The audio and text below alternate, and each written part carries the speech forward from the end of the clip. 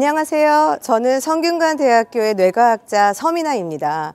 제가 오늘은 또 하나의 우주, 뇌에 대해서 이야기를 좀 해보려고 합니다.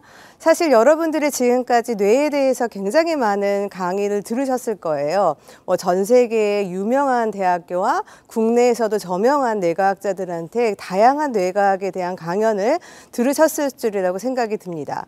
그렇기 때문에 사실은 이 뇌과학이라는 것 자체가 이게 하나의 과학과도 같아서 굉장히 많은 측면들이 있는 학문입니다. 그래서 저는 오늘 여러분들한테 제가 많이 연구하고 있는 뉴로 이미징이라는 테크닉을 활용한 뇌과학적인 연구에 대해서 조금 소개를 드리려고 하는데요. 그래서 제가 사실은 제목을 뇌를 보고 뇌를 이해하기 이렇게 지었는데요. 사실은 그 내면에서는 사실 어떻게 뇌를 보면서 우리가 뇌에 대해서 이해를 더 잘할 수 있을까? 그것에 대한 이야기를 오늘 풀어나가기 위해서 제가 이렇게 제목을 지었습니다. 그럼 제가 오늘 준비한 강연을 시작하도록 하겠습니다. 여러분 여기 슬라이드에 보이는 이것은 휴먼 브레인입니다. 그러니까 여러분 뇌와 제 뇌 안에 사실은 이렇게 1.4kg의 아주 조그마한 핑크색 기관이 모두 가지고 있는데 이것이 바로 뇌이지요. 여러분들도 알고 계시겠지만 뇌에 조금이라도 이상이 생기면 저희는 저희로 살 수가 없습니다. 그렇기 때문에 뇌는 굉장히 중요한 우리 생명을 유지하기 위한 그렇게 중요한 기관이라고 할 수가 있겠는데요. 이렇게 브레인은 이렇게 생겼지만 우리가 어떻게 분류를 함에 따라서 이러한 브레인을 보여주는 것 자체도 굉장히 여러 가지로 나눠질 수가 있습니다. 다음 슬라이드 보시면은 사실은 브레인의 어떤 기능적 측면을 강조해서 사람의 브레인을 다양한 영역으로 나눠진 이런 그림이 보여지고 있습니다. 자, 보시면은 여기에 앞에 있는 곳이 우리가 흔히 얘기하는 전두엽이라고 하는 부분이고 뒤에가 측두엽이라고 하는 부분이고 각각의 브레인 영역들이 사실은 위치하고 있는 곳도 다르지만 자기가 수행하고 있는 기능들도 각각 다르게 됩니다. 근데 이렇게 우리가 사실 알고 있는 많은 뇌 기능을 수행하기 위해서는 가장 중요한 것이 그 안에 숨어 있는 세포들, 즉 뉴런이라고 볼 수가 있겠죠. 여러분들 우리 뇌 안에도 이렇게 예쁘게 생긴 뉴런들이 굉장히 많습니다. 그 숫자가 어마어마한데요. 사실은 10의 11승계나 되는 그런 뉴런들이 우리 뇌 안에는 있다고 합니다. 그래서 사실은 우리가 이 신경세포를 1초에 하나씩 센다면 거의 2000년이 넘는 시간이 걸릴 정도로 이 우리 뇌 안에는 엄청나게 많은 뉴런이 사실은 살고 있는 거죠. 그래서 이 뉴런들을 진짜 이그젬플을 보여드리면 이 그림은 저희 그 성균관대학교 저희 연구실에서 얻은 그런 브레인 사진인데요. 이것은 진짜 신경세포를 저희가 그 마우스 브레인에서 사실은 얻어진 그러한 그림입니다. 보시면 아시겠지만 굉장히 다양한 신경세포가 살고 있는 것을 볼 수가 있으시고 여기 있는 이 다른 색깔들이 사실은 다른 종류의 신경세포를 뜻하기도 합니다. 어떻게 보시면 여러분들도 굉장히 예쁘죠? 이게 어떻게 보면 약간 아트 같기도 하고 저희도 이런 걸 실험실에서 데이터를 얻으면서 학생들과 제가 이러한 그림들을 보고 감탄한 적도 많이 있습니다. 그래서 사실은 그 다음 슬라이드에서 보여드리는 이 그림은 작년에 IBS라는 그 국가기관에서 아트 인 사이언스 컨테스트를 하는데 저희 연구실에서 이런 걸 출품을 했고 바로 이 그림은 무슨 그림이냐면은 생쥐의 해마에서의 뉴런과 뱃슬들의 구조를 아트로 형상한 그림이고 저희 그 박사 중에 한 분이 이거를 크라운스 스마일, 즉 광대의 미소라는 제목을 가지고 출품을 했는데 정말 다행스럽게도 그 은상에 수상된 그런 그림입니다. 바로 이것이 마우스의 실제 브레인을 저희가 아트로 형상화할 정도로 브레인은 어떻게 보면은 정말 예쁘고 굉장히 많은 세포들이 살고 있는 그러한 기관인데요. 다음에 제가 하나의 그림을 더 보여드리겠습니다. 이 그림도 역시 저희 연구실에서 얻은 그림이고 이 그림도 생쥐에 있는 브레인을 그대로 보여드리는 그러한 그림이 되겠습니다. 초록색에 해당하는 것이 신경세포이고 빨간색은 또 그 뇌 안에 있는 다른 세포인데요. 제가 다른 그림을 하나 보여드리도록 하겠습니다. 어떠세요? 여러분들 이 왼쪽에 있는 그림과 오른쪽에 있는 그림이 좀 다른 것 같으면서도 약간 비슷한 측면이 좀 발견되시지요. 사실은 왼쪽에 있는 거는 진짜 브레인이고 오른쪽에 제가 보여드린 그림은 유니버스입니다. 허블 망원경으로 찍은 우주의 모습이 바로 이렇게 보입니다. 그러니까 어떻게 보면 굉장히 공통점이 존재하는 것이 뇌와 우주의 그림이라고 볼 수가 있겠습니다. 근데 이렇게 생각한 것은 저만 그런 게 아니라 다른 과학자들도 같은 생각을 해서 작년 11월에 이 Frontiers in Physics라는 저널에 소개된 논문을 살펴보면은 그 뉴럴 네트워크가 그 코스모스, 유니버스 사이에 어떠한 수학적인 연관성이 있다. 이런 것들이 논문에 이제 발표가 된 바가 있고 이것들이 사실 굉장히 센세이션하게 어떤 흥미를 유발했기 때문에 많은 사람들이 그 기사로도 쓰시고 책으로도 발표를 했습니다. 그래서 여기 보시면 역시 왼쪽에 있는 그림이 브레인에 대한 그림이고 오른쪽에 있는 그림이 우주에 대한 그림이라고 사진이라고 합니다. 굉장히 닮았죠?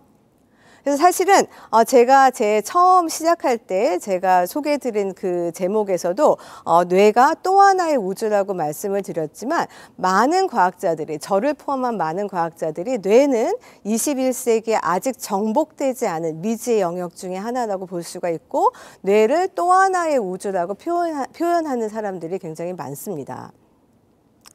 저는 이러한 사실은 뇌를 제가 공부를 하게 된 것은 제가 미국에 유학을 가면서부터 이제 뇌에 대해서 공부를 하게 되었는데요. 그때가 이제 1995년 정도였었어요. 제가 미국에 넘어갔을 때가. 근데 그 당시에 제가 사실은 가지고 있는 하비 중에 하나가 SF 책이나 영화나 드라마를 보는 게 제 취미 중에 하나였는데요.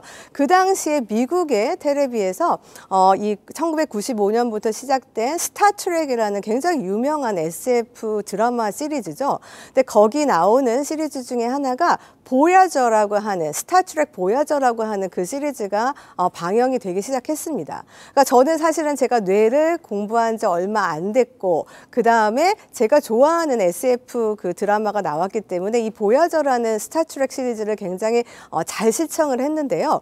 여기를 보게 되면 항상 그 캡틴 제인웨이 여기서도 여자 캡틴이 이 주인공이었는데 그 캡틴 제인웨이가 보야저라는 우주선에 타서 우주를 익스플로어하고 탐험하고 다른 외계인을 만나고 이런 것들이 사실 이 주제였어요. 근데 거기에 나오는 그 문구가 저는 항상 이게 기억이 남았는데 항상 보면은 universe, final frontier 이렇게 얘기한 다음에 to boldly go where no man has gone before 라고 얘기를 하면서 이 프로그램이 시작을 합니다.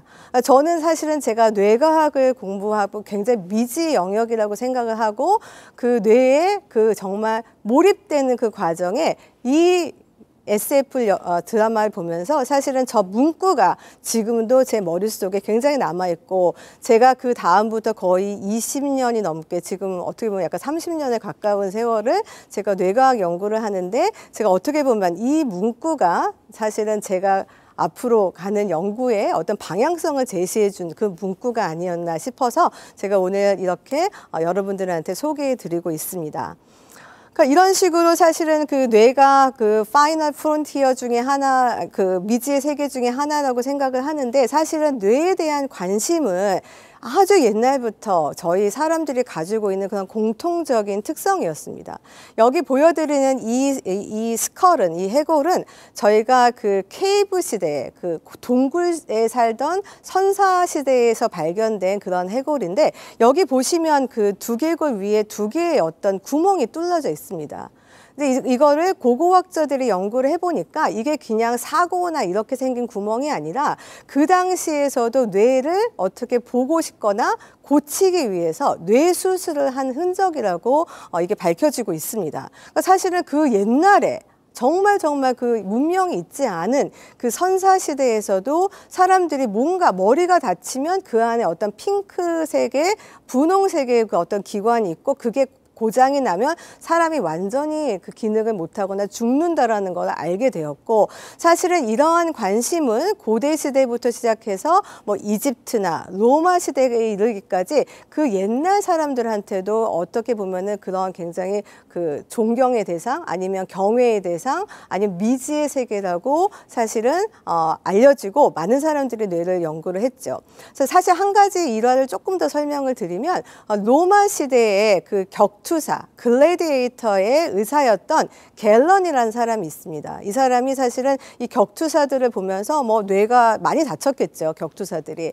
근데 이 깨어져 나온 그런 뇌를 잘 살펴보니까 뇌가 굉장히 부드러운 어떤 핑크색 기관인데, 그래서 이 갤런이라는 의사가 굉장히 아주 똑똑했나 봅니다. 그래서 이 뇌를 여러 가지 측면에서 조사를 해보면서 이 사람이 말한 게 있어요. 그 뭘 말했냐면은 대뇌 부분, 우리가 얘기하는 그런 스리브럼이라고 하는 대뇌 부분은 되게 소프트하고 그렇기 때문에 생각이나 마음과 연관이 있을 거고, 뇌를 보게 되면은 대뇌 밑에 소뇌라고 하는 부분이 있거든요. 근데 이 소뇌를 그 갤런이라는 로마 시대의 글래디에이터 의사가 만져보고 뭐라고 했냐면은 굉장히 딱딱하니까 이 부분은 운동과 연결이 있다라고 얘기를 했어요. 그 옛날에. 근데 정말 놀랍게도 거기서 그렇게 많이 다르지 않은 사실을 저희가 알게 되는 거죠. 대뇌는 우리의 인지 기능, 마음, 생각을 조절하는 가장 중요한 뇌의 영역이고, 소뇌는 사실은 우리의 운동을 조절한다거나 아주 정교한 운동을 배우고 익히는 그런 기관의 사실은 주도적 역할을 하는 영역이기 때문에, 그때 로마 시대의 이 격투사의 의사인 갤런이 말한 얘기가 사실은 사실입니다. 그래서 저희가 사실은 이런 일련의 어떤 역사적인 이런 사실을 보면서도 이 보는 거, 뇌를 보고 관찰하는 게 얼마나 중요한 클루를 제공할 수 있을 것인지를 알게 되는 대목이 되겠지요. 그래서 그 다음에 슬라이드를 보시면 이것도 역시 19세기 후반에 굉장히 유명한 과학자인 골지란 사람이 나옵니다. 그래서 이 골지란 사람은 실버 스테이닝이라는 어떤 그 조직학적인 기술 중에 하나로 골지 메소드, 골지 스테이닝이라는 테크닉을 개발을 했는데요.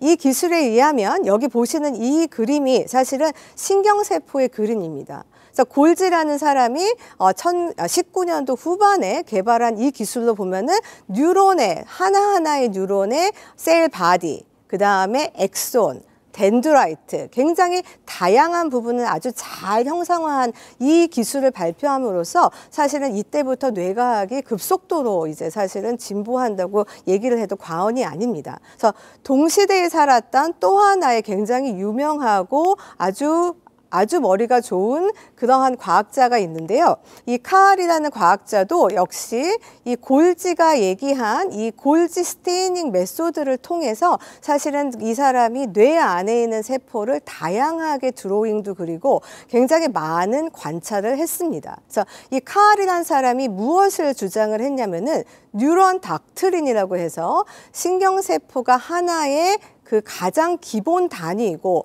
뇌도 세포로 이루어져 있는 기관이라는 굉장히 유명한 뉴런 닥트린이라는 것들을 학계에 발표를 하게 됩니다. 그리고 카알이 또 무엇을 주장을 했냐면은 이 신경세포가 사실은 연결되어 있는 것처럼 보이지만 연결되어 있지 않은 하나의 독립적인 엔터티, 독립적인 세포라는 거라고 사실은 얘기를 하게 됩니다. 근데 이때 사실은 이 어떻게 보면 카알이 후발주자고 골지가 이제 처음에 이런 기술을 개발을 했는데 골지는 그 의견에 반대했어요. 무슨 소리냐. 내가 골지 스테인이라는 기술을 개발해서 봤더니 세포들은 다 연결이 돼 있다. 컨티뉴어스하다. 라고 얘기해가지고 카알과 골지가 아주 팽팽하게 대립을 했다고 합니다. 그래서 이러한 사람들의 두 사람의 어떤 그런 대립이 계속 이어지다가 20세기 초반에 사실은 두 사람이 동시에 노벨 생리의학상을 공동 수상하게 됩니다. 그렇지만 두 사람의 어떤 과학적인 그런 신념은 그 당시에도 팽팽하게 대결을 했고요. 근데 결국은 사실은 그 다음에 기술이 진보하면서 카알이 맞았다는 것, 즉 세포는 하나의 독립적인 기관이고 서로 연결되어 있지 않았다는 것을 우리 과학자들은 알게 되었죠. 그래서 이렇듯이 사실은 우리가 뇌를 보고 굉장히 많은 것들을 이해할 수가 있는데, 제가 여러분한테 한 가지 이제 슬라이드를 보여드리고 잠시 좀 읽어봐 주시기를 제가 부탁을 드립니다. 여러분들이 이 글을 읽어주시면 어떻게 머릿속에 와닿으세요? 분화 1일제의 신경구는 신경줄기세포 표지자 신호의 분포가 많고 신경세포 표지자 신호는 생성되기 시작하다. 뭐 이해가 되는 것 같지만 머릿속에 그렇게 잘 그려지진 않으시지요? 이 그림을 보시면은 어떻습니까?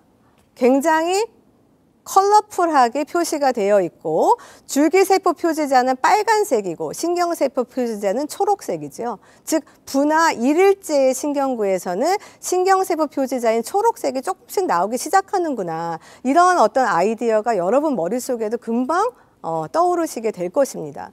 이렇기 때문에 사실 속담에도 있고, 우리가 아주 세계 공용적인 어떤 속담이 있는데 무엇이냐면은 한 번 보는 것이 100번 듣는 것보다 낫다.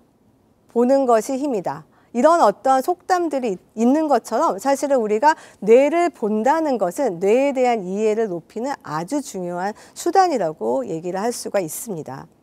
근데 사실은 이런 보는 것들이 굉장히 중요하다 보니까 이 19세기 한 중반쯤에 골상학이라는 그러한 학문이 아주 붐이 일어났어요. 이 골상학이라는 것은 사실은 한 150년, 200년 가깝게 이어왔는데, 무엇이냐면 여러분들 아마 보셨을 수도 있지만 뭐 여성의 뇌 안에는 뭐 TV 드라마, 쇼핑하는 영역이 있고, 남성의 뇌 안에는 뭐 스포츠, 뭐 이런 어떤 영역이 있는 그런 커튼 같은 거 보신 기억이 있으실 것 같은데, 이 골상학이라는 걸 주장한 학자들에 의하면 뇌의 어떤 그 두개골의 모양에 따라서 사람의 성격이 달라지고, 두개골의 모양에 따라서 이 사람이 뭘 잘하는지도 내가 예측할 수도 있고, 각각의 영역마다 주관적으로 이렇게 영역을 이렇게 해놨어요. 보는 것이 중요하지만 이런 골상학에 대한 사례에서도 우리가 알 수 있지만, 이런 것은 사실은 보는 것을 100% 믿을 수는 없죠.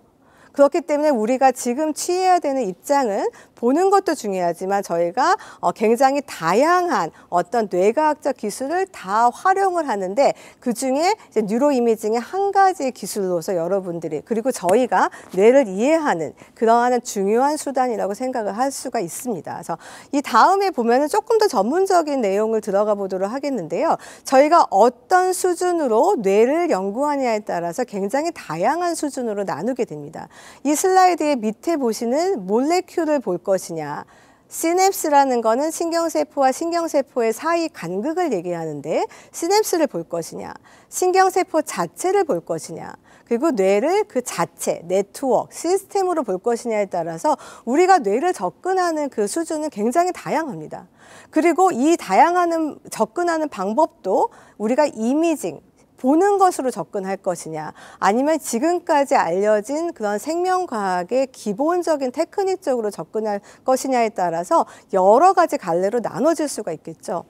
그래서 저희가 사실은 저는 사실 뉴로 이미징을 많이 하는 사람이기 때문에 오늘은 제목도 그렇지만 뇌를 보고 뇌를 이해하자. 그래서 오늘은 제가 뇌를 보는 측면에서 몇 가지 사례를 가지고 왔습니다. 그래서 저희가 만약에 몰레큘보다 더 작은 단위, 나노 스케일의 어떤 분자나 원자들이 변하는 것도 우리가 나중에 볼 수가 있겠지만, 여기 보시면은 2014년에 화학 노벨상이 사실은 이 3명의 과학자들한테 돌아갔는데, 이 사람들은 나노 스케일로 브레인을 볼 수 있는 그런 기계를 개발한 3사람의 과학자입니다. 그래서 이런 분들의 공헌에 의해서 사실은 우리가 나노스코픽 레벨로 few hundred 나노미터로 사실은 변하는 그런 브레인을 보면서 우리가 뇌를 연구를 할 수도 있고요. 그 다음에 마이크로스코픽 레벨에서의 어떤 뇌를 연구를 할 수도 있고, 여기 보시는 게 진짜 뇌의 사진인데요. 이렇게 보실 수가 있고, 또 이것이 사실은 가장 중요한 거는 우리가 세포와 어떤 시스템 레벨에서의 뇌가 어떻게 되는지를 알고 싶은 게 저희의 그런 어떻게 보면 뭐 숙제기도 하고요. 21세기 기억력이 정복되지 않은 뇌를 이해하는 그런 방법이기 때문에 사실은 우리가 인간의 뇌를 이해하기 위해서 요즘에 많이 붐이 있는 fMRI라고 하는 기능성 자기공명 영상이라는 테크닉이 아주 많이 사용이 되고 있는데요. 그 기전에 있는 세포적, 그 다음에 어떤 베스큘러적인 어떤 기능을 우리가 연구하는 것이 사실은 많은 사람들의 관심이 될 수가 있습니다. 근데 뇌 안에는 하나의 세포만 있는 게 아니라 아주 다양한 세포가 숨어 있고 이러한 다양한 세포들의 하나하나의 어떤 기능적, 구조적 특징을 공부하기 위해서 굉장히 많은 기술이 발달이 되고 있습니다. 그 중에 하나가 잠깐 설명드리는 리얼타임 2P 이미징이라고 하는 건데 이것은 투포톤, 롱 파장의 투포톤을 저희가 뇌 안으로 집어넣어줘서 그 죽이지 않고 살아있는 동물의 티슈에서 뇌를 연구할 수 있는 그런 방법이 되겠는데요. 그 다음에 보여드리는 그림들이 사실은 이러한 투포톤 이미징을 통해서 얻어진 그런 그림들입니다. 이것이 바로 마우스 브레인에서 얻은 혈관의 그런 구조인데 죽이지 않은 상태에서 살아있는 상태에서 볼 수가 있기 때문에 저희가 많은 다양한 어떤 뇌에 대한 이해를 높이는 그런 데이터를 얻을 수 있었고요. 요즘은 또 특히 기능적인 이러한 이미징을 많이 추구하는데 그 중에 하나가 우리가 뇌 세포가 일을 하려면 가장 중요한 게 칼슘이라는 아이온입니다. 이 칼슘 아이온이 뇌 신경세포 안에 시그널링 몰레큘이 되는데 사람들이, 과학자들이 이 칼슘 시그널을 디텍트할 수 있는 방법을 개발을 했고 그것들이 사실은 플로레슨 이미징, 형광 이미징으로 우리한테 굉장히 중요한 클루를 제공을 하고 있습니다. 그래서 여기도 역시 저희 랩에서 이제 얻은 데이터인데 여기 보시는 이 초록색이 신경세포가 칼슘 시그널이 나왔을 때 형광으로 바뀌는 그걸 보여드리고 있는 그림입니다. 굉장히 다양한 방법으로 이걸 만들 수가 있는데 바이러스를 인젝트할 수도 있고요. 아니면은 유전자 조작쥐를 만들 수 있고요. 이 경우는 유전자가 조작이 돼서 신경세포에서 칼슘이 나올 때 초록색 형광이 나오는 그러한 이제 영상이 되겠고 보시면 이게 반짝반짝하고 이게 돌아가는 회오리 바람의 이 현상이 뉴런들이 파이어링하는 패턴을 보여드리고 있습니다. 그래서 이런 것들이 가능하다는 거죠, 요즘에. 그래서 이런 것들을 이용해서 저희 연구실에서는 막 스트레스를 받았을 때 사람의 뇌, 마우스의 뇌가 어떻게 변하는지, 특히 이 마우스에서는 제가 3주 동안 스트레스를 계속 줬을 때 혈관의 구조가 시시각각으로 변하는 걸 볼 수도 있고 또 사실은 스트레스를 받게 되면은 BBB라고 하는 우리의 그 뇌 혈관을 이렇게 막아주는 그런 어떤 방어막 같은 게 있습니다. 블러드 브레인 베리어라고 하는 그러한 게 있는데 이 BBB가 깨어져서 몰레큘이 얼마나 조직으로 나오는지도 이 방법을 통해서 알 수가 있고 또 하나는 이 브레인에 인저리가 있을 때 이 경우에는 마이크로글라이라고 하는 세포가 인저리에 반응해서 이게 사실은 면역세포거든요. 그러니까 면역이 사실은 필요한 경우에 이 세포들이 그거에 집중해서 인저리를 고치는 이제 이러한 그러한 노력을 하기도 하고 그 다음에 보시면은 이 경우에는 베슬이 깨졌을 때, 블러드 베슬이 깨졌을 때 작은 스트로크나 이런 어떤 혈관이 터졌을 때도 역시 이 마이크로글라이아가 그쪽으로 가서 리페어를 하는 작업을 하는데 이 경우에도 이런 기술로서 우리가 공부를 할 수가 있습니다. 어떤 기전을 통해서 브레인 인저리를 뇌가 고치려고 하는지 또 이것들이 나중에 보면은 이렇게 실시간으로 일어나는 발작이 일어났을 때 과연 우리 뇌 안에 있는 신경세포는 어떠한 형태로 반응을 하고 베슬은 어떻게 반응을 하는지 이런 것들을 저희가 지금은 다 공부할 수 있는 그러한 기술을 가지고 있습니다. 이것들이 사실은 저희가 굉장히 중요한 그러한 질병 중에 하나가 퇴행성 뇌질환이 되겠는데요. 저희가 사실은 굉장히 오래 살잖아요. 요즘에는 거의 90세, 100세까지 사시는 분도 많고 퇴행성 뇌질환에 대한 어떤 그 수요도 많고 환자도 많고 그렇기 때문에 이 알츠하이머 디지즈가 생겼을 때에 생기는 그런 미세한 환경의 변화를 이러한 테크닉으로 보고 그 다음에 이거를 기존에 알려진 생명과학적 생명과학적인 그러한 기술로 컨펌하는 그러한 노력을 저희가 하면서 이러한 퇴행성 뇌질환 같은 질병에 대한 기전적 이해를 돕고 치료제를 개발하고자 하는 게 저희가 지금 가지고 있는 그런 목표라고 볼 수가 있습니다. 사실은 이렇게 헬스와 디지즈드 브레인에서 셀룰러 레벨에서의 그러한 신경세포와 여러 가지 몰레큘의 상호작용을 저희가 봄으로써 뇌를 이해하고 이거를 통해서 사실은 저희가 시스템 레벨, 우리가 전체 뇌에 대한 뇌 기능을 이해하고 우리가 어떻게 하면은 질환을 고칠 수 있는지 거기에 대한 치료법을 내는 것이 지금 이 뉴로사이언스 전체에 깔려 있는 기본적인 방향이라고 생각을 해주시면 됩니다.